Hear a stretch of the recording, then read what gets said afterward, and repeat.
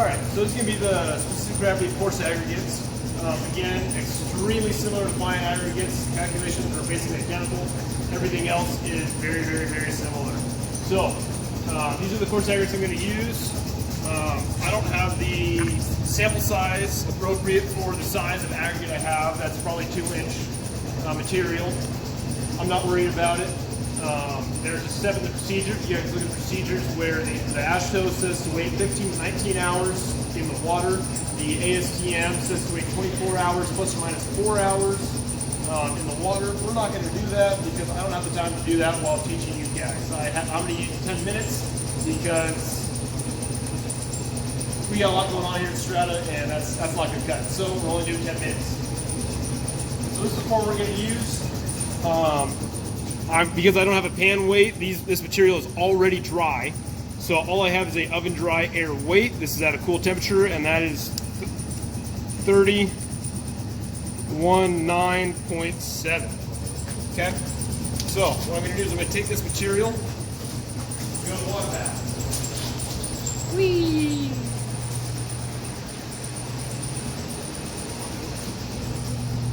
So long. I'm coming. Is the camera still on? Yeah. So this is our asphalt blast, if that wasn't obvious. But, so, if I were to do this the correct way, I would actually do the moisture content, or sorry, the water first, most likely. I would put it in the water, and sit for that either 15 to 19 or 24 plus or minus 4 hours, and then I dry it back.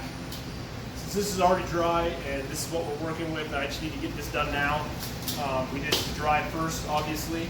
What I'm going to do is I have a water bath here set to exactly 76 degrees Fahrenheit, which again you'll need for your calculation. Here is my bucket. Take this material, put them all in here. Okay? So I got a bag of rocks.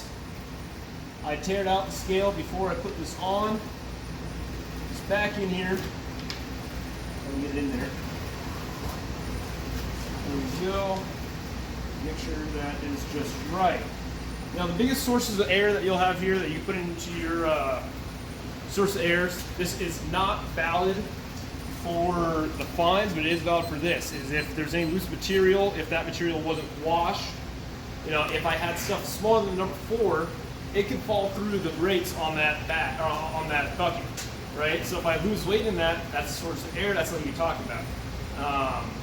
So that's the only one I'll give you. I'll let you guys figure out the rest of them. I do want to see at least one more than that. That should be an obvious big one. Is if I lose any weight in that bucket. So I got a timer going for 10 minutes on that. So we'll come back in 10 minutes. So this guy's now been in the water bath for the last 10 minutes. So what I have now is my weight in water. And that is 1759.3, excuse me. 0.3. So now what I'm going to do, I'm going to take my basket out.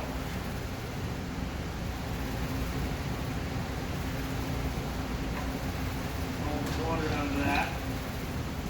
I'm going to put a bowl on here and tear that bowl out.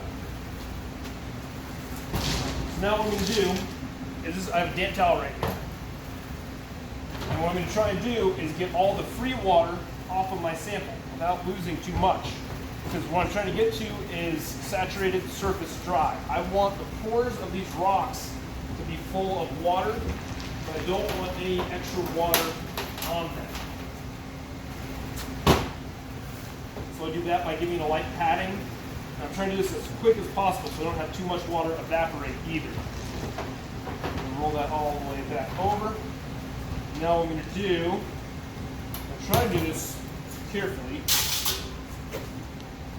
I'm going to put it all back in this bowl. I'm going to weigh them all.